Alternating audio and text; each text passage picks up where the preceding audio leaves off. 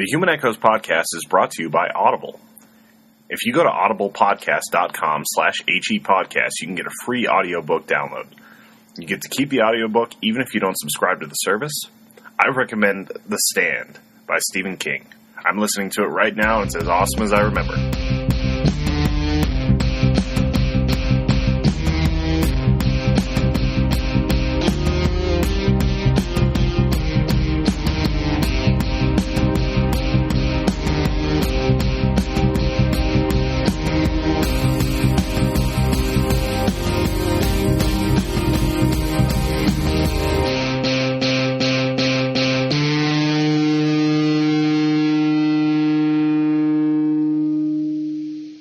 Everybody, and welcome to the Human Echoes podcast. I'm Danny Brophy. I'm Tony Southcott. And here we are. No Al. Yeah, for the first time in the entire series, over 100 episodes now, Al is not joining us because little Jack Berg is now a part of the world. Yes, congratulations to Al. We now have definitive proof that 9 months ago you had sex. The baby looks like him, too. I would hope so. You could tell, immediately that that's a Berg baby. Jack Berg? That's a great name. Yep, Jack Ryan Berg. Jack.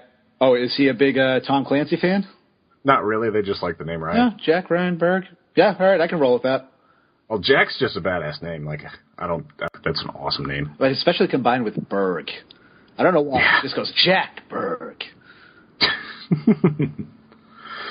But yeah, we're not here to talk about names. We're not here to talk about Al because he could not join us because of the rigors of fatherhood. We are talking about a certain movie from 1989, though, featuring some incredible, well, not really incredible, but some underwater horror action. Yes, the movie is called Leviathan, and it's something that I've grown up watching that movie a lot more than I care to admit. Yeah, this was my first time watching it somehow. I somehow missed the boat on this one. Well, I mean, it's one of those, it doesn't really have a cult following. It's not bad enough to have a cult following to it, but it's not, good enough. It's not like an undiscovered classic. It's just this kind of weird, dumb movie from the 80s that was a little bit better than a lot of other, deep sea movies that came out. Deep sea horror movies. Deep Star 6, I think, was another one. That one's terrible, but this one is. Yeah. This one has something to it. Would you care to explain the plot? All right, the plot is basically there is an underwater mine. It's called Shack 7 or something. It's off the coast of Florida. You've got about 7 or 8 people, 6 or 7 people. I don't know. Doesn't really matter.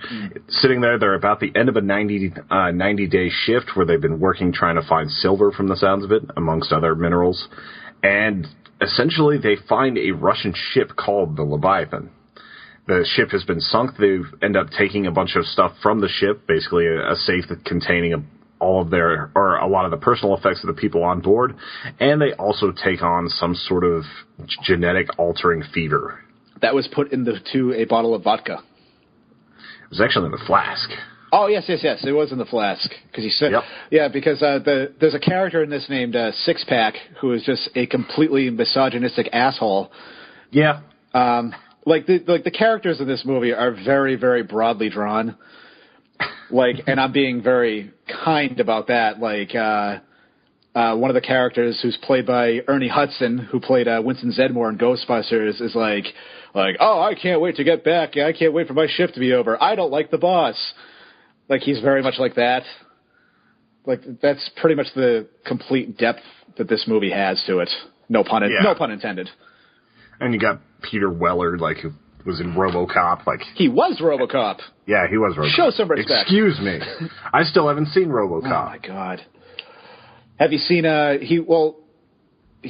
saw him in Dexter, in season 5 or something.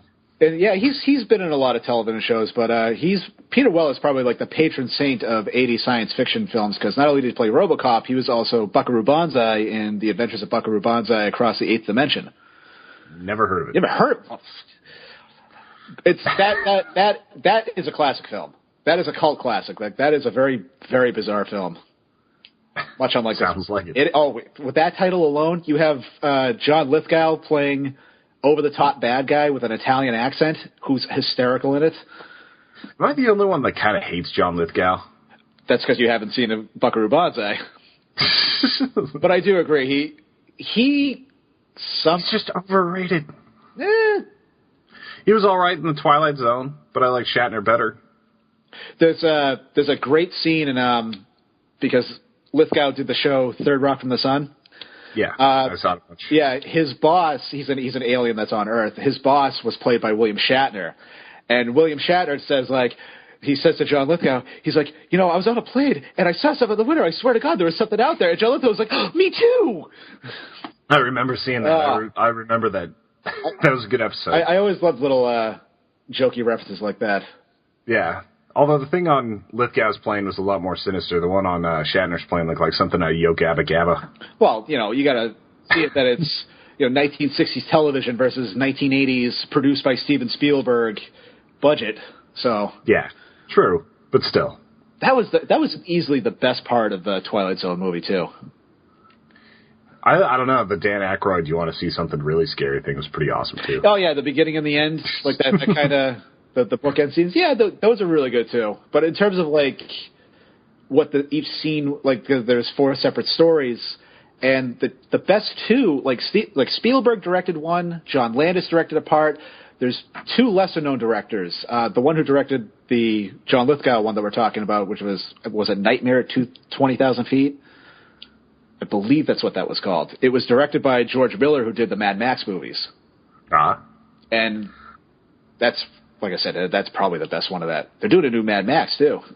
Yeah, what do you think of that? I saw the trailer the other day. It looks great. There's no CGI, so I'm kind of happy about that. Yeah. And I'm all for Tom Hardy in just about anything. Yeah, me too. Tom Hardy's been awesome ever since I saw him in Bronson. Oh, he's fantastic. That's a weird movie, but that's an awesome movie. Yeah, I've let people watch that a couple of times, and they're just kind of like, I don't know why I like this. I don't quite get it. But they're always like, why does he like to fight? I'm like, because he does. Yeah, there's just a few people out there like that. It just makes me wish I could grow a handlebar mustache like that. I've actually thought about making mine handlebar because sometimes whenever it gets a little unkempt, I twist it into the startings of a handlebar mustache, but I don't have any wax. So I can't do the full handlebar. Yeah, you totally have to do the wax. You just look like... It's something that I could fix in 2 weeks of just not, shaving it all. But you could probably grow an actual beard too, right? Yeah, except for one spot where there's a slight burn on my face. It's a blank spot, but... See, I'm all goatee.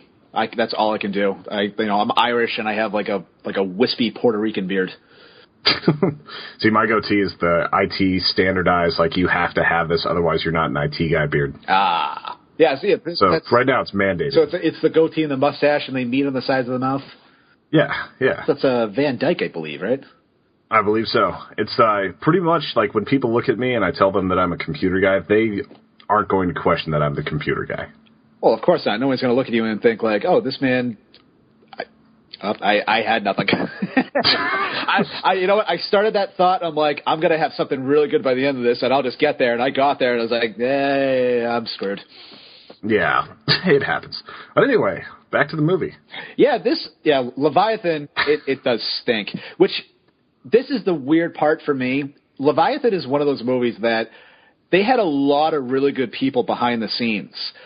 This was written by David Webb Peoples, who co-wrote Blade Runner. He wrote Unforgiven. He wrote 12 Monkeys. And another guy wrote this story. And that's a hell of a resume. Exactly. And another guy who wrote this also wrote Die Hard and The Fugitive. And those two are, how they wrote this crap is beyond me. But the creature was designed by Stan Winston, who did the animatronics for Jurassic Park. He did the creatures for Aliens. He did the Terminator. He did the Predator. This dude, he's done a lot. But just with people like that, this movie is just it takes the good parts of John Carpenter's The Thing, Alien, and there's a movie from the late 70s called Outland, which is with Sean Connery. It's basically a Western in space where he's protecting a mining colony. He's a sheriff there, and he's stopping the drug trade. It's not a bad film, and it kind of takes like the political stuff from that this movie just really has near the end about like the company that these guys work for. Yeah, it's pretty much like a Weyland-Yutani type company anyway. Yeah, this is probably why I've watched it so many times, because like even a bad Alien ripoff I'll still watch. Yeah. And it's definitely that, like, you know, the blue-collar workers, they're stuck in a dangerous situation, and something is brought on board, and one of them gives basically birth to it, and then the rest are getting picked off one by one as they try to figure out how to destroy it. It even rips... You throw on some flamethrowers that never work, you know. Yeah, why does a deep-sea mining colony need flamethrowers? Yeah, like, it wouldn't even work. Like, it just doesn't make any sense for that. You want to know? Like, I was bothered, especially because they never even once got to use it. You can't have a flamethrower in a movie and not use it. But it doesn't even matter that they had it in the movie. Why does a deep-sea mining crew need a flamethrower? What needs flames thrown on it underwater? There's no excuse for it. That's why this movie's great. Because they said, we're going to have flamethrowers. You know, somebody's like, why do we have flamethrowers? Because we said so, that's why. It's like the George Carlin quote. The very existence of flamethrowers proves that sometime, somewhere, someone said to himself, you know, I want to set those people over there on fire, but I'm not close enough. Ah, yes. I think I pretty much just ripped that off, didn't I? Son of a bitch. Oh, well. Hey, he's a major influence of yours. Oh. It's all right. It's all good. Very much. I would say, yeah, he's a hero. You know, I know. I would say so as well. Like, there's a lot of people that don't agree with a lot of what he had to say, but what he did to change comedy, along with Richard Pryor and so many others, like, it's undeniable. And I feel bad too. I never really got into Pryor. Like, I'm such a comedy fan, and people always say it's either Carlin or Pryor. Never got. I think that's just one of those things. It's like the Rolling Stones and the Beatles. You can only like one more than the other, but you can kind of like both of them a little bit. Yeah. No, I like both of them a lot, but as far as who really changed it kind of started with Lenny Bruce, though. Yeah, but have you ever listened to Lenny Bruce? Like, I understand the influence of it, but it's not funny. It's not funny, but it's also, what I'm saying is it changed the style from just being joke after joke after joke. Yeah. It turned into sort of a storytelling experience that had a point behind it.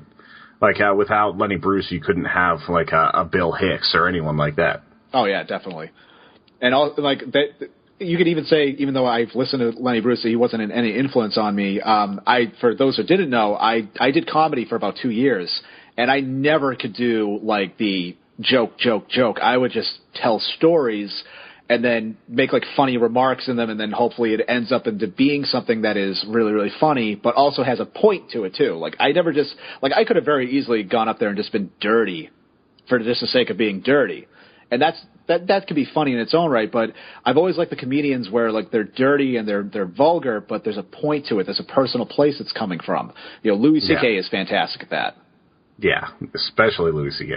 I'm a big fan of how Joe Rogan brings all that around too, because he's pretty vulgar. He can do some pretty terrible things on stage, but like there's always a real story and a plot line or a through line to it at least. Yeah, you always feel like he was like, he has this attitude of like, I think this shit. Does anybody else? Like, yeah. I can't be alone in this. I always loved Louis the show just for those like 2-minute bits you get to see on every single show. It's one of my favorite things about it, just seeing 2 new minutes from him every time. I know, it is astonishing, like, how much material he's come up with, and very good material, too. To be able to write, like, an entire season of a TV show, direct it yourself and act in it, and then go on and do an extra hour every year, he's, like, that dude's a machine whenever it comes to writing. Yeah, and he also took a year off from the show because he was like, I don't want to do a okay show. Like, I feel like I'll be burnt out by it. So that's why there was like a very, very large gap between, what is it, the 3rd and 4th seasons? Yeah, because I saw the 3rd season, but I haven't started the 4th season. I wanted to finish it up so I could just kind of binge on it. Yeah, I haven't started the 4th season either. I'm like in just no man's land with so many different TV shows right now. That reminds me, we're talking about a movie. Oh, yes, of course, Leviathan. This is going to happen a lot, people. Strap yourselves in. Yeah. All right, let's talk effects. Because the effects weren't really the weakest part of this movie. I love the sets. The monster could have been better. Yeah, I mean, well, the sets also were designed by Ron Cobb, and he did art design work for Alien, Aliens, Return of the Jedi, Raiders of the Lost Ark. He also worked on Star Wars with I think he designed some of the aliens. So, like, the movie looks really good. Like, the Shack 7 does look like a fully functioning place. I know that he has talked about in interviews that, like, that was always his thing about, like, something, it can look futuristic, it can look really cool, but does it work, too? Yeah, it's kind of like the in-between between, like, the alien ship where it's just completely, like, it's as minimalist as possible, and it doesn't, like, go towards, like, the Abyss, which is kind of fancy and everything, but it's got a little bit of the in-between there. Yeah, and like you said, too, the monster, the monster looks okay. The monster was better when you only saw, like, bits and pieces of it. Yeah. Like, there's a couple of times, you get a full-on shot of it at the atrocious ending that this movie has. Yeah, the ending of this, it's not disappointing in that you get to see the monster. It's disappointing in that they pull out the trope of kill the black guy at the last second. Yeah, it's just kind of like an afterthought. It's like, oh, hey, look, everybody survived. It's like, oh, wait, the black guy's still alive. All right, we need to kill him. Well, like, the thing was, I was like, this is taking too long. They're going to have sharks coming. All of a sudden, sharks are there. I'm like, oh, shit, now they're going to kill the black guy. And, like, the sharks just, like, come sniff him and go away, so that was kind of pointless. And then all of a sudden the monster's back out of there, even though it was blown up inside the thing and had its face crushed. And I guess there were, like, 4 monsters or something like that, but still. Was there? And then it's one big monster. It could have been. But it looked like they were exactly the same. Yeah. It was, like, all the people kind of, like, forming into one, all the thing style and all that. Yeah, which has a kind of really hand-wavy thing of, like, the alien, the creature, whatever we call it, the creature, like, it absorbs not only the bodies, but it absorbs, like, their memories and stuff. And so it uses the memories to, like, be able to make the shack explode. That sounds really crazy when you say it out loud. But, like, what about the one-liner whenever he throws the explosive? Oh, it's great because it's Peter Weller saying it. But it was so bad. But it's like, this movie takes the end of Alien and the end of Jaws. Like, you have, the smile you son of a bitch moment, but it's not that. I'll just say it. He says, what does he say? He's like, smile, motherfucker! Like that. Yeah. Yeah, exactly like that, even though he hasn't talked like that for the entire movie. Yeah, he doesn't, like, I think he, like, swears once under his breath because he's lamenting the fact that he's a geologist, which he has to point out, like, every time he's in a scene. Like, I know rocks, I'm not a leader. And he ends up being a natural leader anyway. It's like sitting there reading, like, the 1-minute manager and everything. Ugh. But yeah, the ending of this, like, he says that and then he, like, throws a bomb. Was it a bomb? Yeah, it was a bomb. It was what they put into the rocks to just kind of, like, just break it apart. How did he know to carry that? It actually shows him picking them up. Oh, he does? Yeah, there's, like, one scene where he grabs, like, 4 of them. Yeah, see, this is completely fresh for you. The last time I watched it was probably, like, 5 or 6 days ago. But I just remember the thing, like, the ending is so badly edited and... Like, it really is a complete ripoff of the end of Alien because Alien was, like, that first movie to really do, like, the fourth act where, like, you think the monster is dead. Before that, a movie had not really done that. And since then, that is such a thing to do where, like, we kill the monster, everything's okay. And then it's like, oh, no, the monster's actually okay. And he's going to you got Marvel going to, like, 7th acts. Or you have the 20 acts Return of the King. Yeah. I remember being in theaters for that, and I was there opening night, so it was midnight whenever the movie started. Mm-hmm. And by the time it was over, I was just so dead. Like, I was like, just end this movie already. Seriously, I don't care. I don't mind it. I just minded the fact where it wasn't so much that, like, it was concluding every single storyline, but it was concluding every single storyline like it was the end of the movie. It's like, all right, and then you stand up and you go, no, we're still going.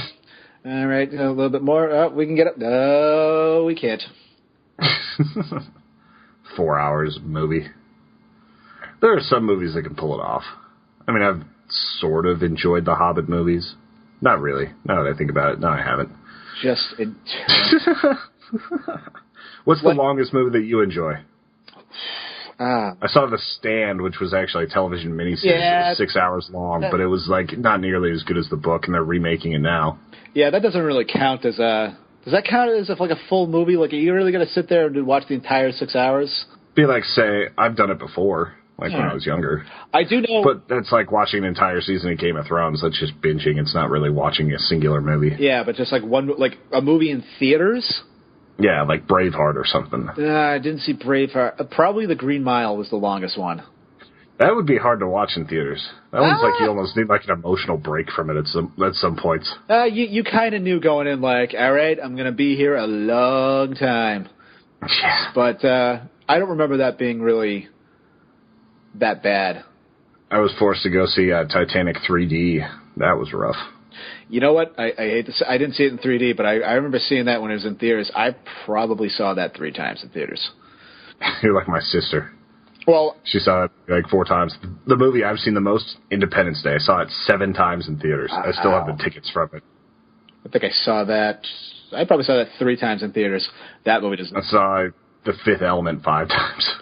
I don't think I didn't see that in theaters. Wait, no, I did see that in theaters once, but I think I wore out a videotape watching that. It's like PG-13 boobs. Well, that's not why I wore out the tape. That's why I wore out the Titanic tape, but... Oh, dude, I still... It's like just that one section is just badly tracked. Yep. Oh, God, I still have a crush on Kate Winslet. Oh, double VHSs. It always looked so cool on the shelf. Oh, yeah, it did. But it just broke at, like, the weirdest parts, too. But I don't remember... Well, actually, now that I think about it, I don't think I really had, outside of Titanic, like, any double VHSs. Braveheart. You know what's weird? I've never actually watched Braveheart front to back, but I've seen all of Braveheart. Does that make sense? Sort of. Like I don't know how you could just like sit there and watch it. It's compelling. It's awesome. I've never sat down, opening credits to closing credits in one sitting, but I've always seen it in chunks over the years. So I've seen the complete movie, just not. There's a few movies I've seen like that. I basically watch it like how if Tarantino made the movie. Like I've seen everything out of order, and like I have to kind of piece everything together over the years. Now I kind of want to see a Tarantino-directed Braveheart. I would just see a Tarantino-directed anything. Yeah, pretty much. You could do like Ben-Hur or something like that, and I'd watch it. I want him to do a science fiction movie. Badly. Oh, you're getting another Western out of him soon, aren't you? Oh, yeah. They have Crazy 8 or something? Hateful Eight. Hateful Eight. Which, all right, I'm fine with. It's just gonna be him having like 8, 9 characters sitting around talking. I'm cool with that. Yeah, me too. He's a dude I could watch like a 3.5 hour movie. Yeah, well, Django was pretty long. Yeah, that was what that was like 2:45. Yeah, so was how long was one before that? Inglourious Bastards. Yeah, Inglourious Bastards. That was probably 2 hours and 30 minutes, but I saw that one 3 times on 3 consecutive days the opening weekend. I didn't like it when I first saw it, and then I loved it afterwards. I was screaming in that theater at the first. I saw it like the 12 o'clock that day. I took my dad to see it, and I think we were like the only people in the theater, and we're laughing our asses off. And the same thing with Django too. Like the great thing about Django was my dad and I, when we went to see that the first time, because he loves Tarantino, so I always take him to Tarantino movies, we sat next to an older black couple. And it was actually a packed theater. And there was like a lot of white people around us. They're laughing at everything. I'm laughing at everything. My dad's laughing at everything. And everyone around us is not really laughing. Like the farther away you got from the black couple, the more the people were laughing. And it's just like, you people are idiots. And the best part about that was at the end of the movie, I won't actually use the actual quotes, but there's a part where a character is like, I count 6 shots. And then someone's like, I count 2 guns. But they use another word and add on to that. So when I'm out of the movie, my dad's in the bathroom, and the black couple came out. The woman goes to the bathroom. And so the guy and I are just kind of just standing there, and he looks at me, and he goes, I got 2 guns. And then he says the N-word, and I'm just like, and we just laugh. We're like, oh, that's really cool. This guy out of the blue just quoted this to me. See, that's the best part about having a black girlfriend. You can drop those all the time, especially whenever you're with her. I mean, you don't do it in public, but... I have a black best friend. I'm not saying that because that's what the white person thinks to do. I really do have it. My best friend is black. We saw that movie as well, and we're screaming the entire time. Nobody else is laughing because my best friend, he is like 250 pounds. He is 6 feet tall, dreadlocks. Like, you're going to be a little uncomfortable around him if you're sitting there laughing at slavery jokes. But he didn't give a shit. Like, he's just like, I think, if I remember correctly, we were a little high when we went to see it. I think I remember correctly, at one point, he looked around and he's like, it's all right to laugh, white people. That'd be awesome. See, like, the black friends I have are actually from Africa, so it's not like having an American black friend. It's a little bit weird. It's not the same style of, like, he doesn't talk that way. He doesn't talk anything like that. He's always telling me Hakuna Matata because he speaks Swahili and such.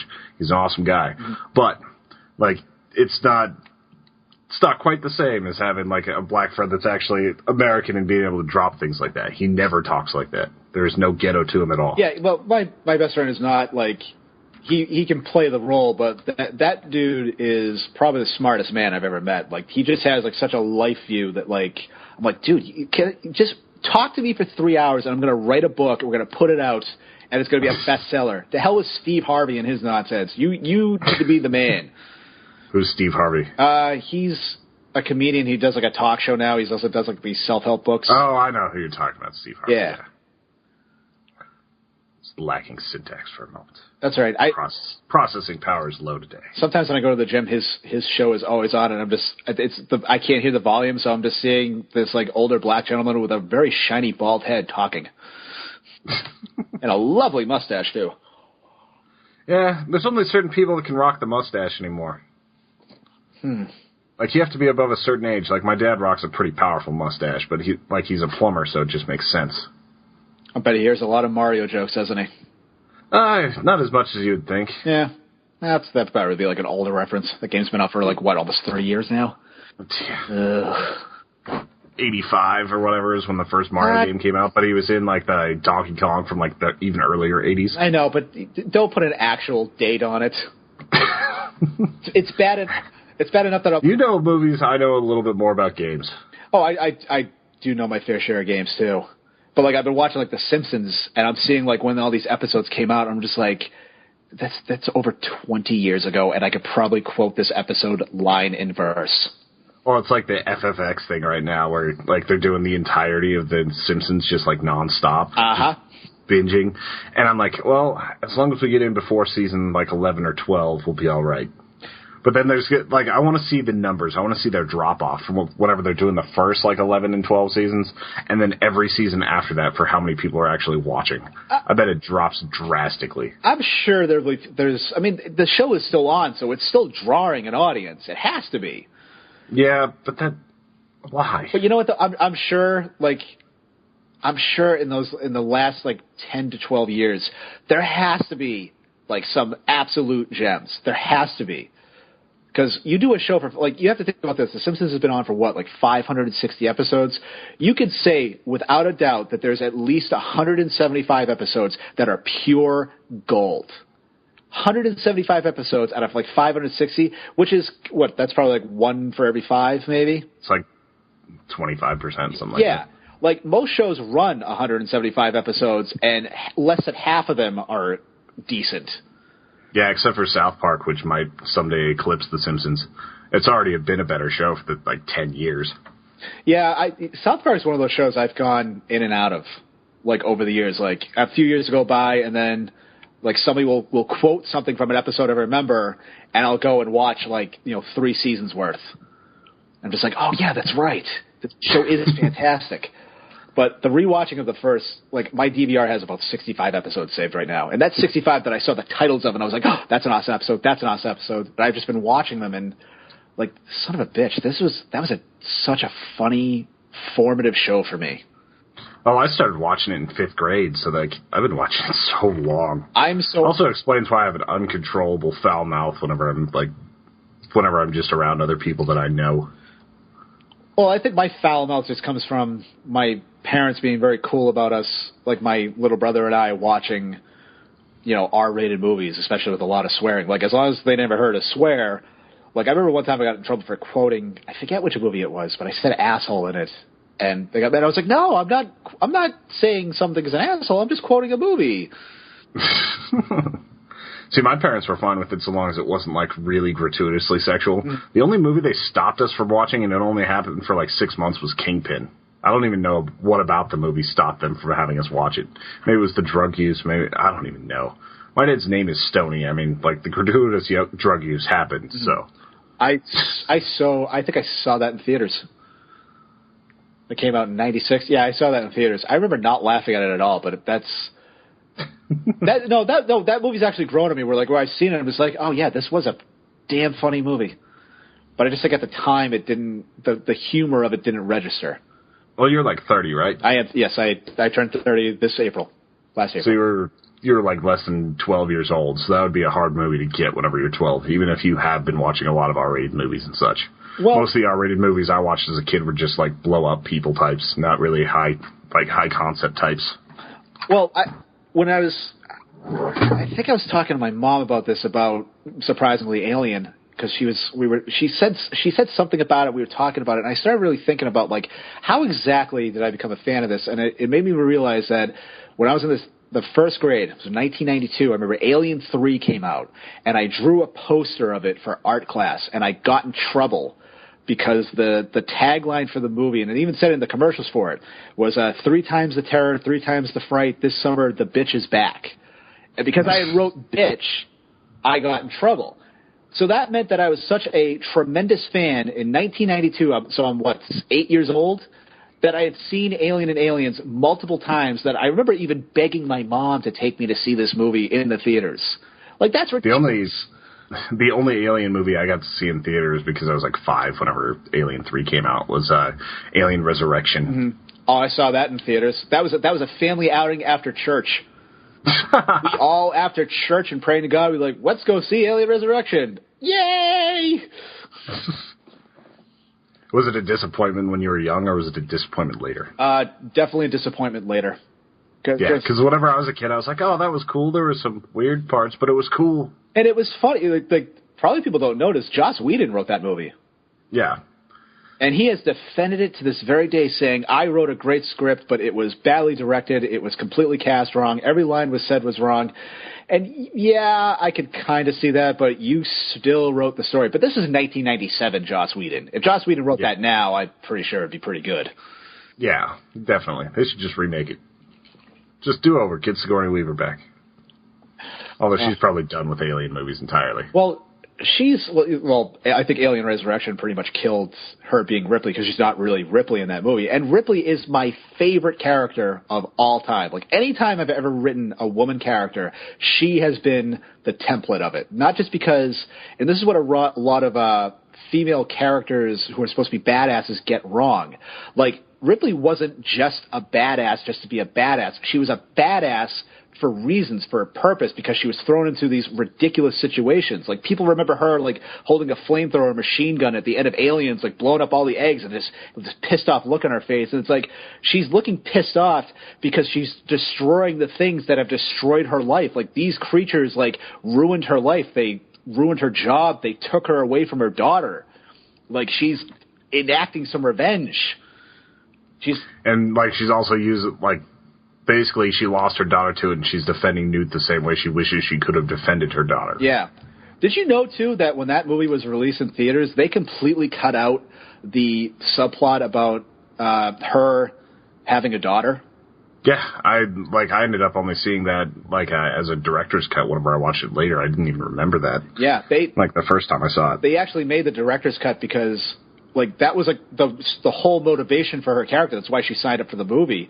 That she was like, I'm never doing an Alien movie now. Like, I'm not doing a third one. Yeah, I'm done. She was so pissed off about it. And so that's why they released it. And then I think at the time she became like the highest paid actor ever when she signed up for Alien 3. I wish they would have gone with the original script for Alien 3. Like the woodland planet with the crazy cult and everything. Oh, dude, I'm such a fan of that movie that I've been just. Who's the black actor from the priest guy? Charles S. Dutton. In the movie, he played Dylan. No, I'm talking about Alien 3. Was it Dylan? Yeah, his name is Dylan. I thought Dylan was in Alien 2 or Aliens.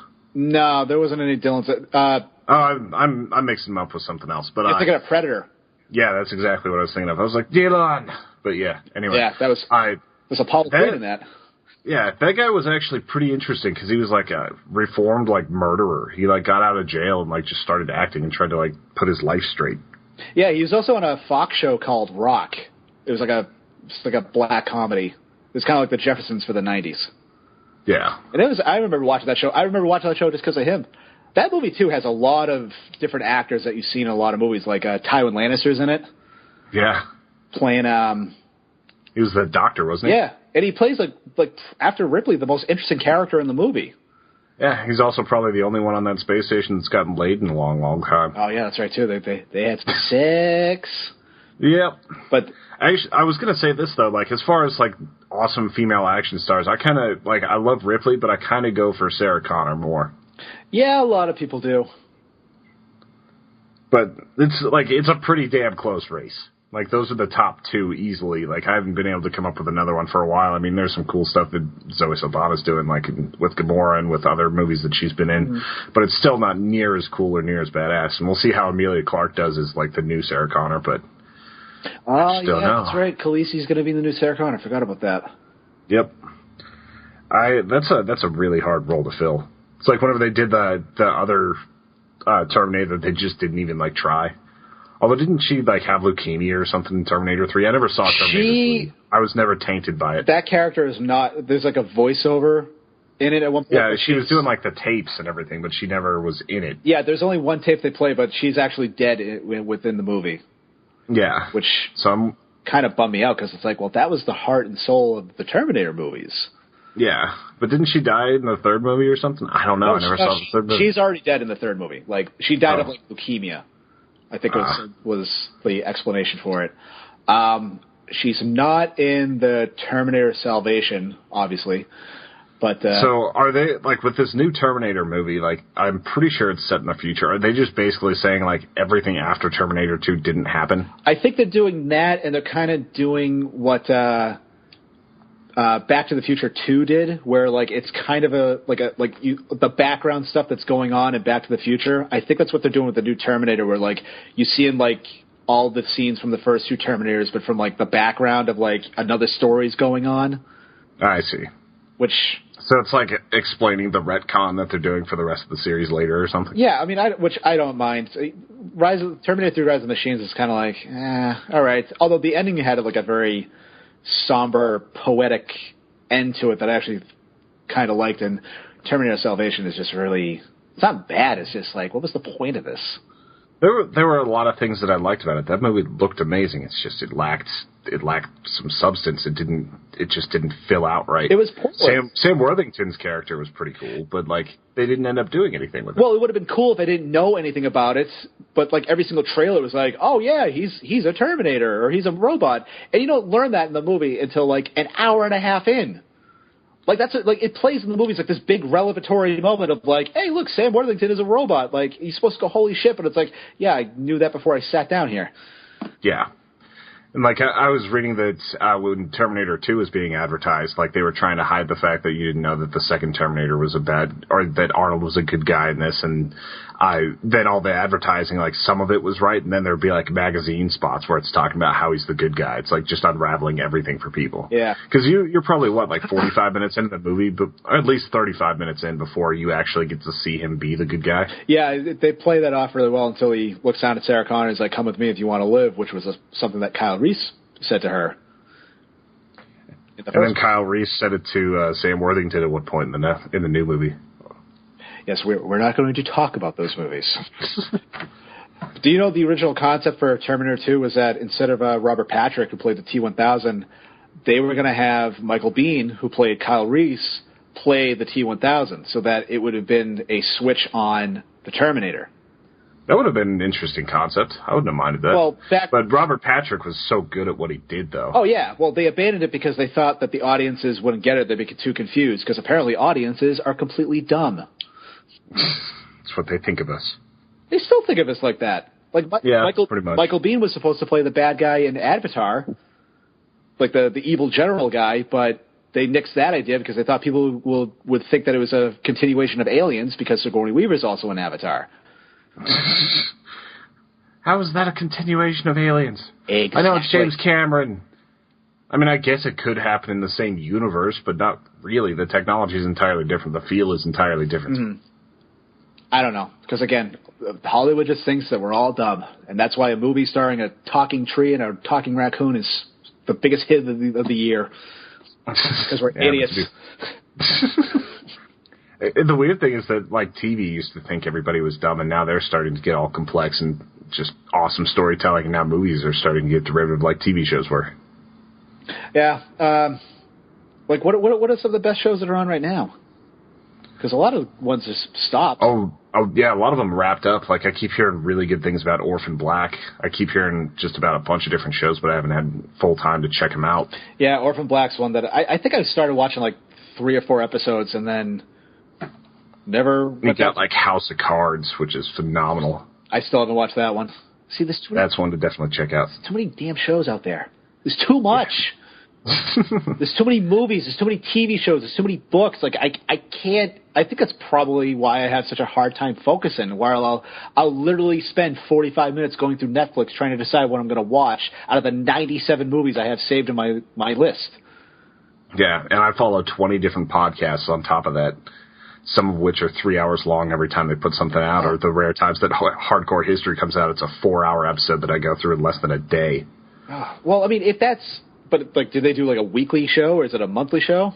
That one's, like, every 3 months, but, like, Joe Rogan does, like, 3-hour podcasts a week. Yeah, he's doing... I listen to all of them. Yeah. Wait, 3-hour podcasts a week or a day? A week. Oh, well... But then you add in, like, some of these other ones that are 2 1.5-hour episodes a week and everything else. It's a lot of podcasts. Yeah, I think I only follow, like... 4 or 5. Every once in a while, I'll dip into another one, but I'm like a weird completist where it's like, no, I got to listen to everything from the beginning, and then it's like there's 565 episodes. I'm all set. Yeah, like I started Harmontown, which is one of my favorite podcasts out there, at probably episode 40 or something. I thought about going back, and I was like, I just don't have the time to do this. Like, it's all entertaining. It's also all really relevant to the week that you're listening in, because a lot of it's topical, so you might as well just listen from there. Yeah. It's not like you're going to go back and watch everything from Peter Jennings or something like that. No, that's true. I mean, there's a few podcasts that I've listened to for years, and I've not wavered from. My favorite one is probably the You Know What Dude podcast with Robert Kelly. He's a comedian, and he just has a bunch of other comedians on, and they just talk shit to each other for an hour and a half, 2 hours, and it's hysterical and wonderful, and I love it. I think the only time I listened to that podcast, like, I grabbed the wrong episode because it was him walking around the Basketball Hall of Fame. And it just wasn't very good to me because I didn't have any frame of reference. I didn't know what they were usually like. But it was just like a lot of the sounds of walking and some weird commentary, and that was the only thing I heard. But that might have also been Will Noonan's podcast. That's probably Will Noonan's. Because I don't remember there being a You Know What Dude podcast with them walking around the Basketball Hall of Fame. I know like Will's does. He does like a lot of like walking around and stuff. I feel bad. Yeah, and that's just not my style. Yeah, and I like Will, too. I mean, I haven't seen him in a while. For those who don't know, Will Noonan is a stand-up comedian, and he and I were, I don't know if I'd say friends, but he used to make really funny comments when I'd be on stage. We were peers. Yes, we were peers. There you go. And you should be peers with him again, because the only reason you're not doing stand-up comedy is... Oh, I don't know, Mom. I'm just trying to get you to be better, man. I know. My sort of girlfriend does the same thing. Well, she's kind of given up on that, and now she's just waiting for me to do it myself. Yeah, there's only so many times you can be like, hey, bitch, get off the couch and go do the thing you love to do. Yeah, I think that's part of the reason why I guess technically we are broken up. She has kind of referred to it as such, but yet we still hang out, and I can see... She's giving you, like, time to put your shit together, and you got to figure it out before it's, like... completely gone. Well, she's figuring stuff out for herself, too. I mean, she's only 23, and I'm 30, and I should have this crap figured out by now anyway. But hey, everybody says that 30 is the new 20. I know, but, like, without getting into detail, I basically just stopped. I stopped when I was, like, 23 because I had just come out of, like probably the worst year of my life, and I was just building my life back up, and then I got into this very long-term relationship that I didn't... Well, I wasn't like, oh, yeah, I'm going to be with this person the rest of my life. It was kind of like, well, I guess I'm stuck with this one for the rest of my life. And I was in that one for 4.5 years, which about a half of that was okay. But Now this. Yeah, why don't they end when it's appropriate? They never do. Yeah, I mean, you're always like a year and a half in, and you're wondering how the fuck am I still here? I was thinking that. I look, honestly, when I got in that relationship, I thought like, oh, this will be fun for like 4 or 5 months, and then. I mean, not to say like we did get along, but it was just like, when I was 23, I started dating her when she was 18. So yeah, you're like me. You're always dating younger women. Oh, I've never dated a girl older than me. Sorry, you said younger. I thought you said something else. I was like, well, all right. Okay. But yeah, I've always dated younger women because, I keep getting older and they stay the same age. Oh, thank you, McConaughey. No, like my sister started saying that. She's thinking it's kind of creepy. It's like, that's just the woman I talk to. Yeah, I'm sorry. Maybe a 27-year-old woman won't put up with my shit. Maybe that's the truth. Yes, but because this is what happens. Yeah. They're like, they've already given up on their dreams, damn it. No, my girl, she graduated college, cum laude. Cum laude? Fine. Like she's a scientist. She's a scientist. Yeah, yours is like biochemistry. Mine's an English major. Yeah. But both were cum laude. But she doesn't really know, like, the path she wants to follow now. She wants to go into graduate school. So that was a big reason why she wanted some time apart, was that she wanted to figure out, herself. I had to go to pharmacology and fix my spine. What's wrong with your spine? Ankylosing spondylitis. All right. Now, let's pretend like I don't know what that means. All right. My spine is basically fusing into a singular bone because of an inflammation disease that is attacking me 24/7 and puts inflammation between every joint from this lower sacrum all the way through my neck. And basically it's putting calcium deposits between everything until I have no mobility left at all. So you're becoming the monster from Leviathan is what you're saying? Pretty much. It's just bad makeup artists and CGI and stuff is going to make me look like I'm a hunchback because I already have kyphosis and I'm leaning forward and all this shit. It's fusing into one bone. Look, I'm sorry. That sounds horrible. That also sounds cool. It's fusing into one bone. Yeah, until I sneeze and break part of my spine. All right. Well, there goes my boner.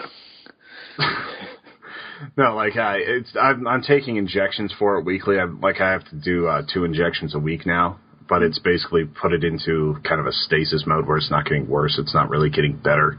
There's a little bit of bone spurs and things that are in there that occasionally cause nerve issues. So basically, we have to put your back in hypersleep. Pretty much. And this is it's been getting weirder some days, and it's getting better some days. I've been able to run 5Ks before. I've been able to do a lot of different stuff that I couldn't before because I've been working on the stretching and all that. Mm-hmm. But then the medication I'm on is just terrible for you. I'm basically injecting myself with Chinese ovarian hamster cells. Okay. And somehow, whenever you inject them with DNA, human DNA, and replicate them a few billion times, it makes it so that, you basically have, I believe someone said they were mycetosal stem cells. Don't hold me to that, but it creates something that blocks a, TNF-114 in my blood, which is a protein that causes my immune system to attack my spine. I'm going to call my girlfriend so she can decipher everything you just said. So, I mean, but all kidding aside, I do understand it. Now, is this something that can be reversed, or is it just it's just going to keep getting worse, and the Chinese hamster ovaries are the only things that are keeping it at bay? That's the only thing keeping it at bay. There's support groups that I've been to for it, where basically there are people that are just sitting there in wheelchairs, they are in these jagged, weird positions where their shoulders are 3 inches higher than the other one. They can't move, they can barely breathe, and they're just talking about how they wanted to kill themselves for years. So I'm yeah. This is great. I should not be at the support group meeting and see my future. But the shots are making it so that's probably not going to happen, but the shots are also making it so that my likelihood of cancer goes through the roof, so it's damned if you do, damned if you don't. That's why I'm kind of trying to do this thing where I'm getting obsessed about, somewhat legacy building, or, I'm literally trying to hypnotize myself into having complete OCD towards writing so that I'm just, L. Ron Hubbard style, just pumping out, 50,000 words a month. Just so I can actually, build a body of work before I'm dead at 40. I'm probably, I've got, 15, 20 years max if, everything is to be believed that I've been reading about this stuff. So, like, I might as well get some work done while I'm here. But you have to figure, too, like, it's 2014. I'm pretty sure that in 15, 20 years, hopefully they would have figured something out by then. Yeah, but it's also 10 years before you actually get any sort of new medication out of the pipe. There's, like, this UK medication that might come out that could help it, but it sounds like it would just be a substitute for the Enbrel, not really a replacement. So, like, my biggest thing that would probably help me is, like, gene silencing and stuff like that. And that's coming along fairly quickly, but it's also, like, I'm just basically trying to buy time before my spine fuses because they're not going to chip out, the bone between the spinal joints. Now, you said you only had, from what you read, that you would have 15, 20 years to live with this. Like, if your spine does fuse, like, you don't survive that? Like, it just... No, you survive, and actually that's when the pain stops. Like, you aren't in pain anymore. You just can't, like, look around. You can't move very well. So basically, once your back becomes a question mark, that's when it's actually okay. Yeah, like whenever you're stuck staring at your shoes for the rest of your life type thing. Yeah, that won't be so bad. Just throw a book right in front of you. Just put a book right in your shoe tops. There you go. Yeah. So, like, that's my main concern is just trying to figure out ways to do that. But there's a lot of things that actually do help that I'm terrible with. Like, if I were to go entirely paleo diet, it actually reduces the inflammation, which slowly causes the inflammation to stop causing calcium to build up and things like that. Things like that can help along with the Enbrel, along with whatever other treatments are coming along. And, hey, they've gotten better at cancer treatment, too, so... If I ever end up with something crazy, like every time I go to the doctor, they take like 14 bottles of blood and check like every lymph node and shit like that. Like right now, I've got this swollen thing in my neck that I'm not sure about, but I don't have enough cash to go and like get it checked out. I don't know what to say right now. Like this is, I wasn't expecting you to just so casually be like, yeah, I got 15 years to live. I'll probably get cancer. My back's turning into a pile of shit. So well, what are you gonna do? Whenever you deal with it, like it just becomes a little bit different. I've been dealing with it since I was about 15, 16 years old. And it sounds like I've had time to practice. Yeah, it sounds like you have, like you've just kind of like made peace with this. Like it's like, well, there's nothing I can do. It's like. Whenever the pain subsists from what it used to be, it's a lot easier to cope with it. Like, whenever I was 19, 20, before I started taking the Enbrel, like, I would lay down in bed and I would just see flashes of light because I was in so much pain. Like, I'd just sit there for days, like, in pretty much tears, and then, like, just go to work and try to get as much done as possible, and, like, just sit there and grimace and shout, and just, like, a few times a day I would go and, like, just sit in the bathroom and just like yell a bunch of shit for a while and just let it all out and then go back out there and deal with customers who hated us. Oh, Home Depot. But anyway, like that's kind of like where it's at, and how much it's improved is probably about 90% from the medication. So it's like life changing already, but it's buying me quality years, but it's not buying a lot of them. All right. And so quality is what I care about more than anything else. And if I have to deal with all that, eventually that's 10 years down the line, and I'll do the things I have to try to make it better now. All right. I just thought we were just going to... See, now I really feel bad that I wasted your time making you watch that stupid movie. Hey, I kind of enjoyed the movie, even if it was stupid. Yeah. So. Yes, people, please understand, like, the movie is kind of worth a watch. Like, it has, like, its schlocky, fun moments, I guess you could say, but... I don't know. I think we can say about this movie as it is. Yeah, and we've spoiled a little bit of it, but it's older than I am, so I don't really care. Exactly. So let's get some questions real quick. Just change the subject. Yay! Joseph Devon asks, which species, extinct or still alive, suddenly appearing in your area would be the most terrifying? This is an actual species that has walked the earth? Yes. The most terrifying? While you think about that, I'm going to go ahead and say Ebola. Just because... What is it? Ebola, the virus, like the Ebola virus. Oh. It's technically still alive and is destroying parts of Africa, one mutilated, bleeding corpse at a time. But wasn't the question it had to be something that it was extinct? Extinct or still alive. Extinct or... Oh, all right. So any... I don't like if a raptor really was like what it was in Jurassic Park, then probably raptors. And that actually relates to another question we have. Okay. And speaking of which, the Utah raptor is not quite the same as those raptors. Those raptors never quite existed. I assume so, but I was trying to think of, like, if I saw, like, a pack of raptors just, like, walking down my street, yeah, I'd probably be a little afraid. Yeah. Or Tyrannosaurus Rex. Rex. You wouldn't see the raptors. They would just appear on all sides of you as you're trying to hunt them down. Ah, clever girl. Al Berg asks, Oh, boy. what is your favorite dinosaur? I was always fond of the pterodactyl. No, you know what? I think I like the Triceratops the best.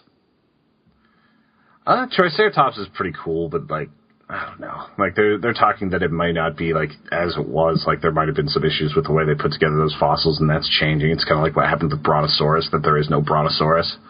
There's an Apatosaurus. But mine has been, like, there's two of them, like the Ankylosaurus, which is one of Al's favorites, too. Like, it's the one with, like, the giant armor plates on the back and the club tail, just because it's badass looking. And also has the same root word as, like, the ankylosing spondylitis thing, so I'm becoming a dinosaur. That's what I like to think of it. But I actually was reading about one of these the other day called the Stygimoloch. Or Stygimoloch. I'm not sure exactly how it's pronounced. That sounds like a Swedish death metal band. Like, the literal translation of it is demon from the sticks. Ooh. If you look at this thing, it is the closest looking thing you will ever see to a dragon. I'm sending you the link now. All right. I'll check it out afterwards, but I'm already picturing something that is fantastic and wonderful, and 17 books need to be written about it. Yeah, pretty much. It's a smaller dinosaur. Like, there's some that are about the length of two people, but they're not very tall. They're like 3 or 4 feet tall. But they're just these really crazy looking, like, dinosaurs with just so many spikes on their helmet. They've just got so many spikes on their head. Like, it looks like something out of Skyrim or something like that. But I like the idea of a Triceratops. It's like, he looks like you could ride him, and then if it snows, you can make him turn his head down, you got to plow. Yeah, that would work too. Until he, like, runs into, like, another mount out there, someone else riding a Triceratops or a Stegosaurus, and then you get to do a big fight, and you have to just run away as your dinosaur duke it out. Are you saying that my Triceratops cannot kick another Triceratops' ass? I believe so. I mean, you did pick it. All right, fair enough. I don't know what that means. I'm just talking shit. So I don't know either. My apologies. Oh, yeah. Sorry for insulting your pretend dinosaur mount. I'm sure there's a mount like that in World of Warcraft or something. They've got quite a few different dinosaur-style mounts. Cool. But anyway, onward to the next question. Ooh, we have a lot of questions. Oh, you got to give the anyway you used to give. Oh, anyway. No, it's got to be like like you got to get the like echo on it. Oh, like you used to. Oh, the anyway, like where you used to sing like that. No, you would practically sing the last syllable for like 3 seconds. I don't remember how I did like it. Warble. I can't do it. I can't do it. I'm trying to remember how I did it. I know. My dad is probably home right now, and he's like, "What the hell is he yelling about right now?" I probably should have left a note just being like, "I'm recording a podcast. If you hear me just screaming incoherently, don't worry about it. I'm alive."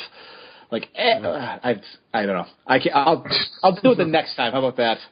Because I don't remember how I did it. So anyway. Question. This one is going to be one that I already know the answer to, but none of the audience does. Okay. Which book had the most formative influence on your life?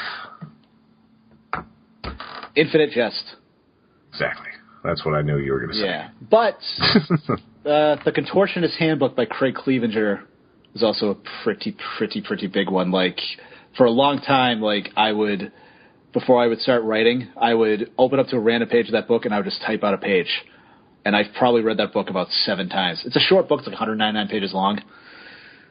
And A Confederacy of Dutzes. That'd be another big one. I tried to finish that book. It just didn't happen. Like, I couldn't finish that book. Blasphemy. It was just, like, there were parts that were funny, and then it would be like, 17 pages of nothing that I care about. I think I could do better if it was an audiobook, so I could just power through the parts that I was a little bored with. Oh, all right. That's surprising to hear. I love that book so much. It was also just, like, it was during that, like, 19 to 20 period whenever I tried to read it, whenever I didn't have a whole lot good going on. So, it might have been influenced by that. Oh, all right. You know. That's a good point, too. It's hard to focus on reading whenever you're, like, in agony. So, that could have influenced it more than anything else. Oh, don't I know it? Jen, or Mortem Posts on Twitter. Whoa, what was your formative book? I've gone over that 6 times on this show. All right. These are all questions for me, or they're not questions for us? If they're repeat questions, I'm not going to go too deep into them. Mine was a lot of it was Animorphs, a lot of it was Stephen King's The Stand, so many other books, some Cormac McCarthy stuff like The Road, just because that bleak writing and everything is kind of fun to do whenever you know you're depressing everybody else. Just things like that. So all right then. Mortem Post asks, if Al doesn't listen when he's on the podcast, will he listen when he's not? Al, are you listening? Al? Al, can you hear us? Al. It's okay, Al. Al. Just imagine him sitting in his office in that giant orange chair that, has been in his life since he was probably negative years old. Damn it! He's just spinning around and yay, they're talking about me, they miss me. It has been an entirely different energy. You can match Al's energy, I know, but it's definitely different not having Al here. Well, I did have a long early shift this morning, so my energy's a little down. It's not down. I'm just saying, Al's got a different enthusiasm where he would have talked there would have been at least 3 parts of this movie that he was definitively angry with that he went on little rants for that we would probably turn into YouTube clips. He probably would have been in the same boat with the flamethrower. Why do they have a flamethrower in a mining colony? Or something like that. So I'm sure pretty much on that. That was my Al Berg impression. Way better. Close enough. Way better than my Scottish accent that I got trash for. Yeah, it was pretty bad. I almost cut that out of the episode. It was so bad. But then I was he's got to hear that this is bad. I wasn't even trying to do an accent. That was the weird thing. And I realized, was I trying? Because, I could do voices pretty well. So I thought in my head I was going to try it, and it just didn't work. I don't know why. Oh, Al, are you out there? He has to be. We miss you, Al. Yes. I mean, sure, he's going to be out there, but is he here? All right, what are we metaphysical? Well, technically I've never met Al, so we've talked about this before, he kind of has this paranoia that he might be recording these podcasts and just putting them out there, and it's just him talking to himself. I remember you guys talking about that, and I was finding that quite funny, the whole solipsistic view that you both kind of have, where what if I'm the only one here? What if I really am just talking to myself right now? This guy kind of sounds like me, but he really likes these asylum movies. I don't understand the voice. Last night I had a moment where I thought I might have been schizophrenic. Go on. Well, I'm just sitting there at my desk. It's probably about 1 a.m. I'm reading stuff on Reddit because I'm sad like that. It's Saturday night and I've just gotten back from bars and whatever. And I just hear this blood-curdling scream that's don't! And I'm what the hell was that? Do you live in an apartment complex? Yeah. Well, then there you go. And I went outside. Everybody's lights are off. There's nothing going on. 30 seconds later, sirens just go ringing out and everything. And I'm just wow, what happened? Because the only time I've ever experienced anything like that, the only time I've ever seen a crime kind of take place and I was there to try to stop it, was I was taking a walk late at night, just not in a good spot. My girlfriend and I had broken up. I was probably about 19 years old. And I'm walking through the park, and I see this girl. She's on her phone. I nod at her as I walk by. She smiles, whatever. A few minutes later, I just hear these screams, and I go sprinting back. And, this girl's just been tackled by a guy. And, I start running over there, and the guy just gets up and runs away, full clip. And, the girl gets up, and I ask her if she's all right, and she runs away, full clip, back to her house. What the hell? And I'm just what did I just witness? And the next day in the paper, I'm reading about how this guy thought that it was a different girl and he turned himself in for assault. Oh, well, at least he's honest. Yeah. Sorry, officer, I thought I was tackling this person. Yeah. You just got to wonder, what sort of scenario was that, set up? Because they didn't have any other details other than him, turning himself in. And it's how far could it have gone if I wasn't there to, run towards them? Or maybe he was just having a flashback to his childhood years playing football, and Just like speared this girl, like Goldberg style. You're really like stopping my brain with some of these things that you're telling me in the last like half an hour. It's been dark. I'm trying. It's been darker than usual. Because I'm thinking like, all right, there's people listening. I'm going to try to be a little like, try to be entertaining a little bit. Not to saying this isn't entertaining. I'd be loving this, but I'm just like, I don't know what to do with any of this. Like even as like your friend, I'm like I didn't know you had 15 years to live. Like, I don't know what to say. Well, it's like you said, I probably have more because of, like, medical advances and stuff. It's just like... Well, I hope so, but... Yeah, it's in my head that that's the way it's going to be because, like, if I am fused together in 15 years, what's the life like that going to be? So, like, basically I look at it like I have a timeline so I get more shit done.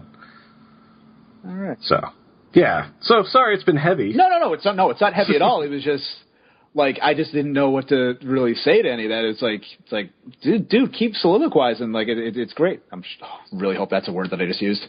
But it's close enough to a word. Yeah. I'll allow it. Oh, thank you, Judge. I am the lexicographer. It's okay. Very good word, too. And I didn't know that word until we had a contest about it. Lexicographer's Dilemma. Jay Wilbur won that one. That was a good story. Oh. Is that one of the Writers' Arena stories? No, that was one of the short story contests that we do on the Human Echo site. Yes. Speaking of one little thing about business soon, we're going to be having, I think for the month of October, a voter's choice month where basically people nominate movies and then we have people vote on them to see which movie we are going to watch for that entire month.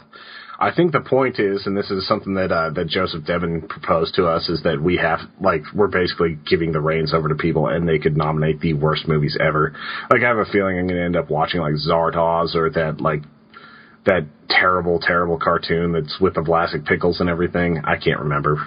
We're going to be watching some pretty terrible movies. Oh, I got like 20 in my head right now. Yeah, so I'm sure you're going to be nominating a few. We're going to have that post up at humanechoes.com here soon, and you guys can just throw a comment in there to nominate a movie. We'll make a post where people can vote on it later. We can only pick 4 or 5 depending on how many Fridays there are in October. But yeah, that's coming up here soon. Now, do they have to be like a horror themed, science fiction themed, or just like, can we just go complete crap? I would prefer horror just because it's October and that's kind of a big month for horror. Yeah, that's why I was asking. But it doesn't have to be. Like, we're going to be watching a movie, like, next week that's going to be not really horror, but it was horror to me as a kid. And there's a lot that's really weird about this movie, like the peanut butter solution. You texted me about that, and I woke up out of a nap being like, am I reading this correctly? No, like, seriously, like, there's going to be a lot of me explaining what happened with this, but this movie evaded me for, like, 20 years. It was one that my sister has had nightmares about since she was, like, 7 years old, probably.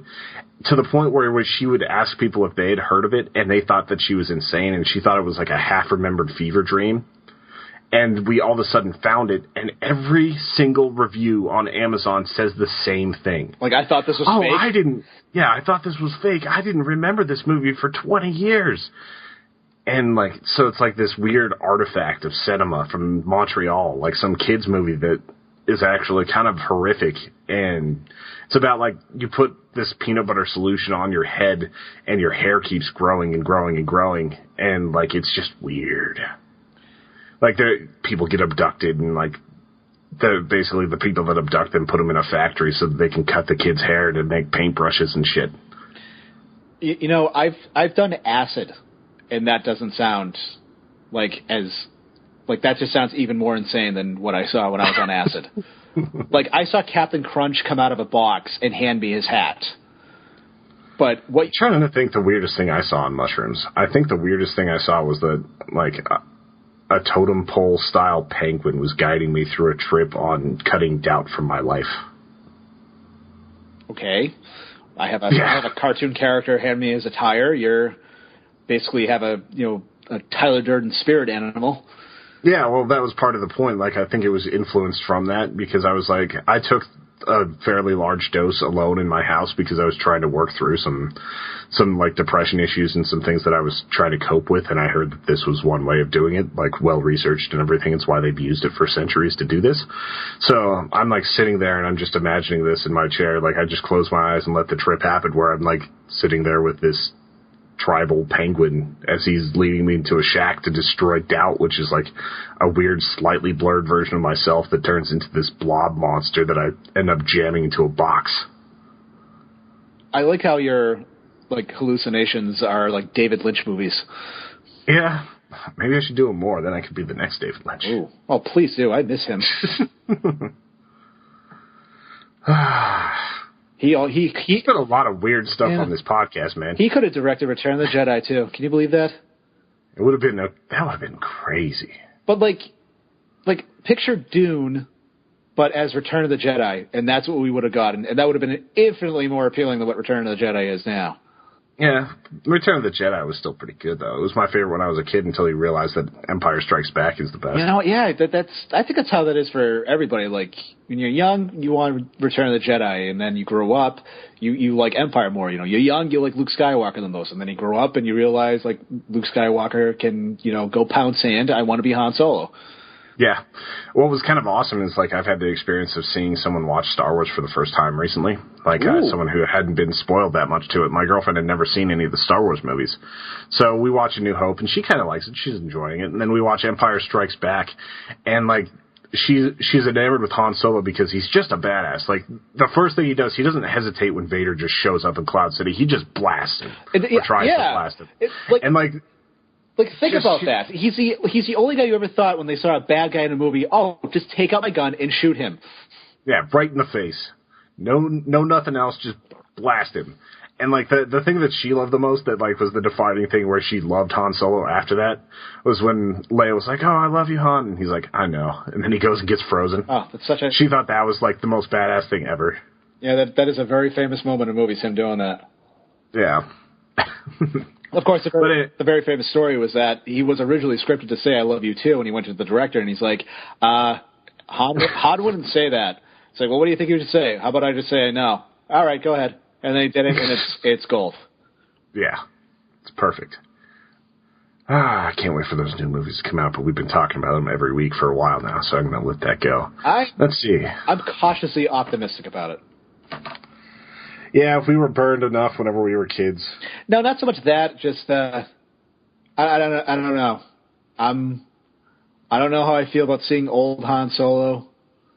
Old Luke, old Leia, I can kind of go with. Yeah, but Harrison Ford's held it together better than a lot of people his age. I know, but that's not the point. I don't want to see an old Han Solo. That's not that part of the character. I always thought, even when they were doing prequels, if they ever did a 7, 8, and 9, they should Episode 7 opens Han Solo's funeral. Just get it out of the way, because for a long time, Harrison Ford said, he always wanted to do Indiana Jones again. He never wanted to do Han Solo. He didn't even want to be in Return of the Jedi, for crying out loud. So, this dude didn't want to do it. Then fine, you know what? Let the character go out. Let him die. Even when he got forced into doing Jedi, he was like, well, can I die? No, we're not going to kill anybody. Well, then what's the point of him being there? That's why he has that perpetual look of I'm just going to go through the motions. I don't give a shit. I didn't notice that, but I probably won't be able to unsee it whenever I watch Return of the Jedi next. It's so, once you learn that, it's so blatantly he's a pussy in it. There's no other way to put it. He's not a badass. He's not memorable at all. And that's such a contrast to how he is in the first two movies that it's you could just so tell this is an actor who does not want to be in this movie. He was the only one that didn't. What do you think the prequel they're making? Oh, the origin story Han Solo? I don't... Yeah. Why? I don't need to know how... Yeah. I don't need to see him, how he met Chewbacca, how he got the Millennium Falcon. I don't care. He has Millennium Falcon. He has Chewbacca. I don't need to see the meeting. I don't need to see the card game. He wins it over Lando Calrissian. Because you know why? I heard about it in Empire Strikes Back. How's my ship after me? Hey, I won it fair and square. End of story. We don't Plus, who are they going to have play Lando? They can't replace him. Or you can't replace Han Solo. Who are you going to get to play Han Solo? I know Nathan Fillion really, really wants to. But of course. See, there you go. The list begins and ends with Nathan Fillion. Because if Nathan Fillion doesn't, who else is it going to be? Even Nathan Fillion's getting a little bit older too. Yeah, he's probably in his 40s now. But even he kind of played Han Solo when he played Malcolm Reynolds. It's I don't know. I mean, let's just leave. And the Boba Fett story, wasn't that already done? You kind of already see the origin story. Oh God. In the third one, or is that the second one? There's a second one that he's in. Yeah. I don't need to see what they took. Those prequels took the two baddest ass characters for villains that were ever in movies. You had Darth Vader and Boba Fett, and they turned them into little tiny children. Like that's how this generation knows. They know Darth Vader as an annoying kid and a really annoying teenager, and they know Boba Fett as this like little kid who just scowls the whole time. Yeah. Like, Boba Fett was such a badass that he only said, 3 lines in Empire Strikes Back. Everybody remembered him. He's such a badass that when Vader's going past all the bounty hunters, he's like, I want them alive, I want them this, and he stops at Boba Fett and he points him out specifically and says, no disintegration. Like, he goes right to Boba Fett and is like, and you have specific instructions. These guys, if they want to do disintegration, they can, but you, no. Oh, Boba Fett. I still want to see, there's so many other stories they could do than just rehashing the same characters. It's a giant world. Like, if you look back at some of the games they've made off of it, some of the, even the idea of, I don't know if it's going to happen, but the whole Zack Snyder Seven Samurai thing. Do that. Do 100 other stories in the Star Wars universe. Just let some of these other ones go. But they did that with the expanded universe, with all the books and such, which are now apparently non-canon. Yeah, those don't exist anymore. It's just because they don't want Chewie to die. You see, I'm fine with all, but it's you don't you're gonna adhere to the continuity of a book that came out probably 10 years ago and maybe 500 people read. You don't have to adhere to you can take from it, but it doesn't make it canon. Yeah, pretty much. But I don't I just have more faith in Disney than I do in a lot of other things right now, just because of what they've done with Marvel. But how much of that is Disney, or how much of that is Disney just having the Marvel name and just kind of being like, all right, here's your space? No, I think it's that they have just big ideas. They have this giant thing, like the Marvel Shared Universe is just a concept that they came up with, where they're like, we're going to make all of these fit together, and each movie is going to build on the plot, and then we're going to put the Avengers thing together where they have to come in and fight the big bad guy that's been the thread for a few movies and all that. Now they're going to try it with DC, but I think they're going to have a harder time of it just because it's been done so much with Marvel. And you know what? Are really people clamoring that much for a Batman versus Superman? It's kind of okay to think about, but I saw that when the comic book The Dark Knight Returns. I've seen them fight. Yeah, and you got Frank Miller do it, and it's probably going to be better if you just based it off the Frank Miller novel than something anyone else is going to come up with. Which, from what I understand, they are really, really going by The Dark Knight Returns. It's an older Batman. He's wearing the bat armor. He's got the white eyes. That's probably the best comic I own. It's I bought the coffee table size version of that, so everything's 11 by 17 pages, just full color perfection. Ooh. Yeah, it's a beautiful, beautiful book. Just 2 inches thick, massive. Yeah, I have a lot of the standard best of comics with Batman. I have the Frank Miller stuff. Got the Long Halloween in there, but I also have a lot of Alan Moore, but the basic Alan Moore, Watchmen, V for Vendetta, From Hell, the Sandman collection as well. Yeah, I want to get into Sandman. I just hate the art style. Oh, it's so worth it though. I'm rereading it for the 3rd time. I don't know what. The Sandman for me was one of those things that I read as being really, really hyped up as this is the greatest comic ever, and I read it and I was like, yeah, this is pretty damn good. Same thing with Watchmen. Yeah, Watchmen. I still haven't read Watchmen. I need to. Have you seen the movie? Oh yeah. It's an awesome movie too. See, well. Then you would like the book. Then, I'm kind of curious as if the movie worked on its own, because I so loved the comic that I watched the movie. Well, it was just a mixed reaction. A lot of people didn't like the movie, but I thought that they were stupid. Oh, it's the people, not the movie. Yeah, it's a. See, I wonder. I'm always left wondering if I would have really, because it's a very, very slavish adaptation of the comic. Slavish. The very faithful then. Okay. I probably used the wrong word. No, I just hadn't heard the term before. I thought you were saying Slavic for a second. I was like, Russian? Sort of. Not really Russians. Almost Russians. They were the bad guys, right? It's always the Russians. When was the last time you saw a good guy Russian, that Disney Atlantis movie? I didn't even see the Disney Atlantis movie. A good guy Russian.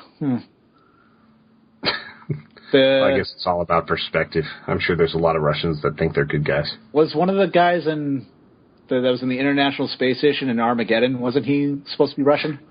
Yeah, he was a good guy. I'm trying to think of his name. Tom Beeson or something? The actor? I think it's Peter Stormare. Oh, yeah, it is Stormare. Yeah, he played the devil in Constantine, which you talked about a couple of weeks ago. By the way, you guys were spot on with that movie. That movie would have been so much better if it was anybody but Keanu Reeves. Yeah.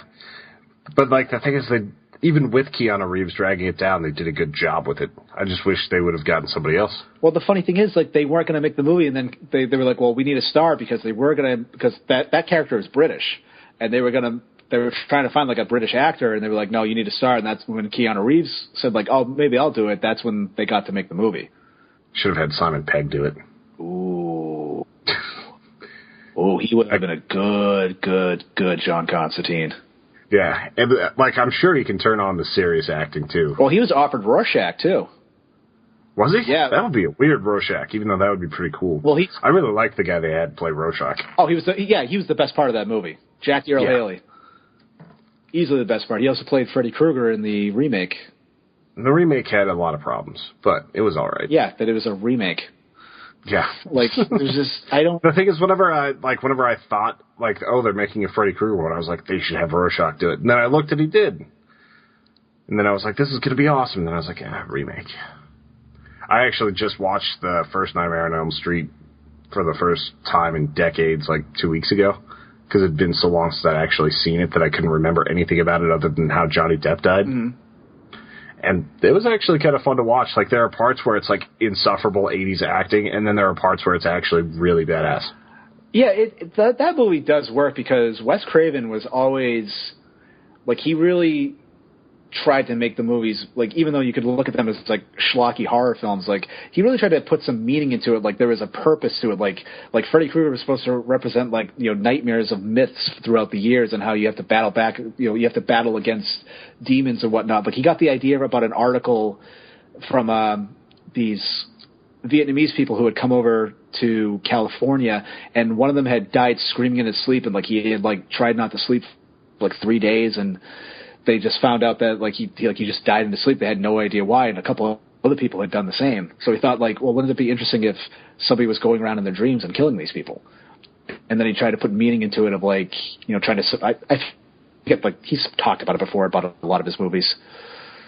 I'm trying to remember what else he said, but can't remember off the top of my head. Yeah, I've actually that was an interesting he's done a bunch of books and such, hasn't he? Wes Craven's got some books and stuff out too. I've never read any of them. I don't know. I haven't read them either. I honestly don't think he does. He might have Maybe I'm thinking of one of those other classic horror directors. He did that vampire movie, right? Or that was Wes Craven? It was God. Why can't I think of this? I'm running to the point of the podcast where everything's starting to run together. My thoughts are starting to fail, so we got to lock this thing in soon. John Carpenter's Vampires. No, that was not Wes Craven. John Carpenter was the one who wrote a couple books. That's what I'm thinking of. Did he write the... Oh, well, I got to read those. I love John Carpenter movies. Yeah, he's got a couple books out there. I need to pick up that Guillermo del Toro book too, The Strain. I know it's a TV series now. Yeah, he co-wrote it with what's the guy's name? I think it's Chuck Hogan. Yeah. I think I kept thinking, it's just a standard vampire book, and I'm so sick of vampires. It's hard for me to care about vampires. And then I heard it wasn't quite that. See, I could dig a vampire story if, it's done right. Well, I took 30 Days of Night, and then we did Stakeland, which was actually pretty cool. Did you ever see Stakeland? I loved Stakeland. I loved that a lot more than I thought I would. I was like, this will look kind of interesting and okay. And for just some reason, I loved the hell out of that movie. It was awesome. It was a great movie. Yeah, a lot. That is a truly, truly great movie and a very underrated, underappreciated film. I think we reviewed that in podcast 75 or something like that. It's in that era. So it's been a little while since we reviewed it, 6 months or something, but that was a damn good movie. I always see that on my Netflix of being it's a popular choice, and it's good. Watch it. Yeah. Those are the types of indie movies that need to be watched.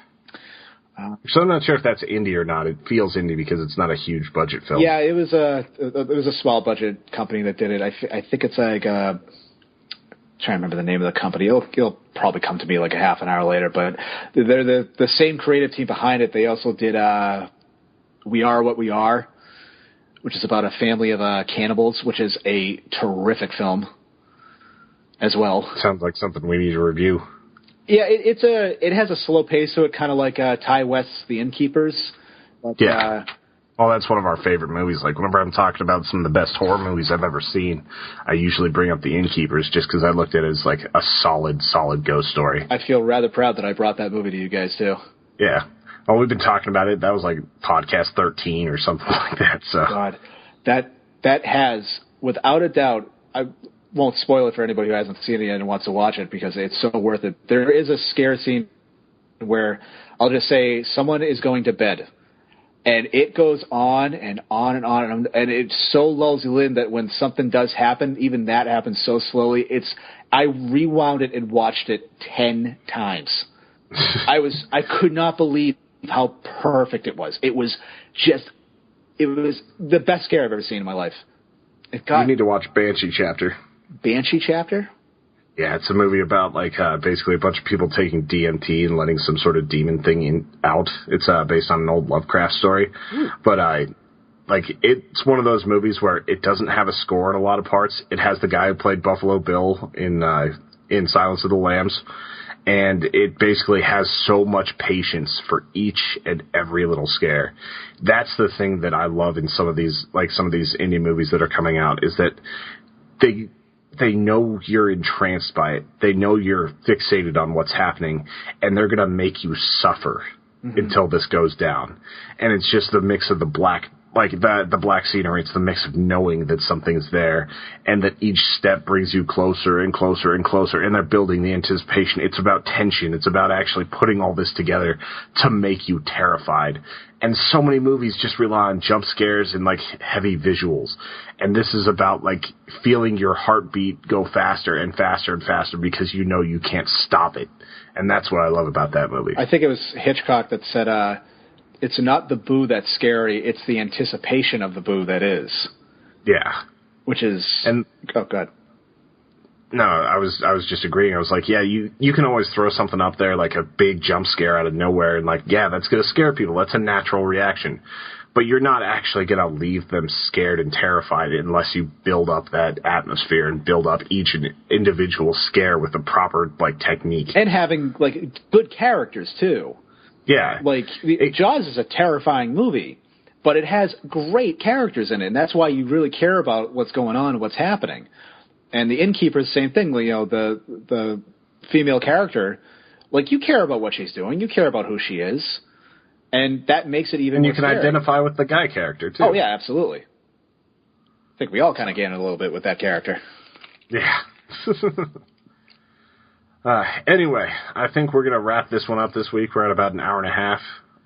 No more questions? There probably are. I'm looking for them. Let's do one more. What's the strangest thing you can recite from memory?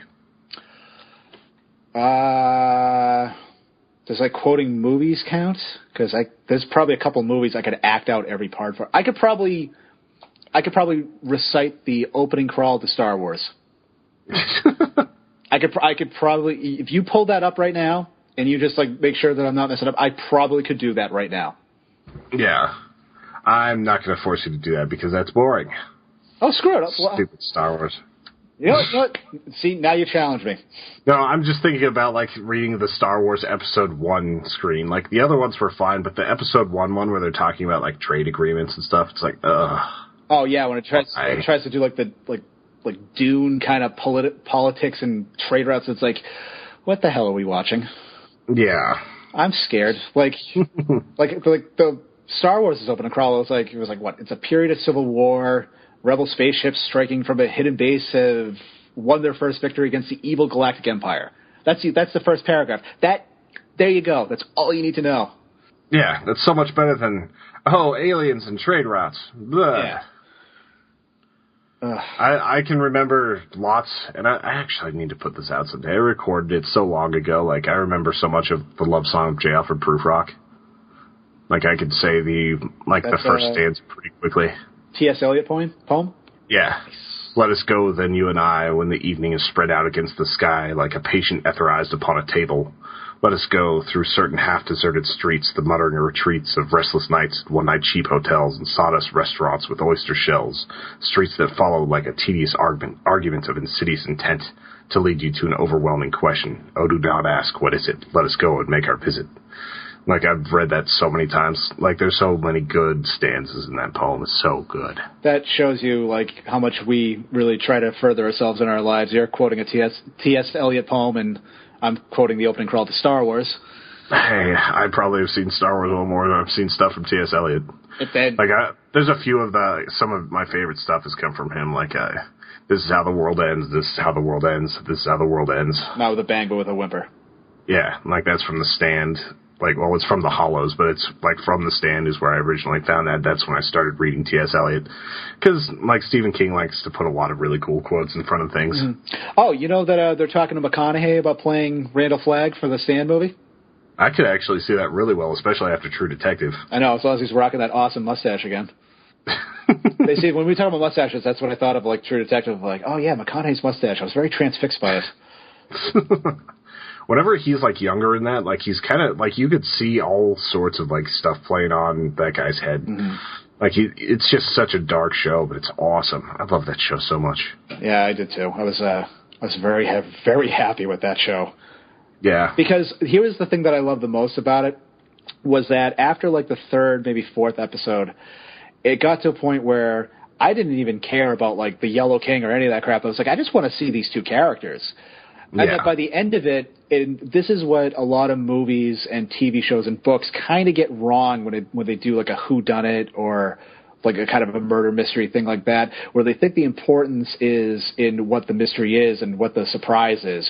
Whereas, like, when I'm watching the show, I didn't care like about me finding out who the Yellow King is. I cared about seeing Russ and Marty finding the Yellow King and finding out the murderer. Like, that's what I like, and that's what gets lost in a lot of shows. I'm wondering if they're going to be able to pull that off again for the second season. Like, it keeps sounding like it's going to be in Southern California and it's going to be a woman cat. Like, the main two people will be women this time. Yeah, I think, like, Colin Farrell is one person that they want. I've never liked Colin Farrell's acting. Have you ever seen In Bruges? Yeah, well, he was okay. What? No, he was okay. The movie was awesome. I thought he was I turned a corner with him in that. I've liked him in some movies, like Tigerland, Phone Booth. Phone Booth was okay. I just always think of him in Daredevil. Yeah, but he was. Well, you know what? He was actually a very small, bright spot in that movie. I guess the suit looked okay. He looked like Daredevil. He's the only one that realized, like, yeah, this is a shitty movie, but I'm gonna have fun with it. Like, everyone else, like, tried to do a good movie. Yeah. I don't know how much they tried for that one. That started wrong with the script. I don't know. Although I didn't mind Michael Clark Duncan as Kingpin. I could see him doing that. Yeah, I didn't mind that either. But then again, I never really grew up with Daredevil, so it was like, whatever. Yeah. I'll go see I wonder how that new show is going to be. Oh yeah, the Netflix Daredevil. I don't know. We shall see. Anyway, I am putting the kibosh on this right now. All right. Everybody, go to humanechoes.com. There will soon be a place to vote for movies that you are going to subject us to. We'll end up watching Zardoz. We'll end up watching all these terrible things, I'm sure. But if you guys have movies that you really want us to review, put those in there as well. And by the time October rolls around, we'll have a nice little set of movies that you guys have picked for us. I'm looking forward to it. Also, if you guys want to support the show, we run pretty much exclusively off of your guys' tips and your sharing of the podcast and everything else. So please go to humanechoes.com, take a look at the tip jar. If you feel this was worth a buck or two, feel free to, or thank you for donating. If you guys want to subscribe, we have that option as well. Another great way to support us is to buy Al and Joseph's books, which are What the Dog Saw and Persistent Illusions and all sorts of other awesome stuff that they have listed on the website. So check all that stuff out.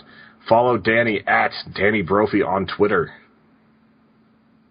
Follow me at T Southcott on Twitter. And yeah, rolling this thing up. Next week, Al should probably be back. It might be someone else. We'll see, but we'll probably be watching The Peanut Butter Solution. You might have to watch that movie. I want you to, whenever this is over, to go check out that trailer because it's going to be really bad. You're going to be like, this is scary? It's like 1984 schlock kids movie from Montreal. It's so bad. Oh, I'll just check it out just for that description. Yeah, and the entire thing is on YouTube, actually. Oh, all right. So because you cannot buy it on DVD. It was never released on DVD. You can buy used VHS tapes of it only. Oh, I haven't had a VCR in so long. I could take one for my work, but that's about the only way I'd watch it on VHS. Anyway, you guys have an awesome week. Thank you, Danny, for being on the show. Thank you for having me back. Al, congratulations. We will talk to you next week. Bye. Bye-bye.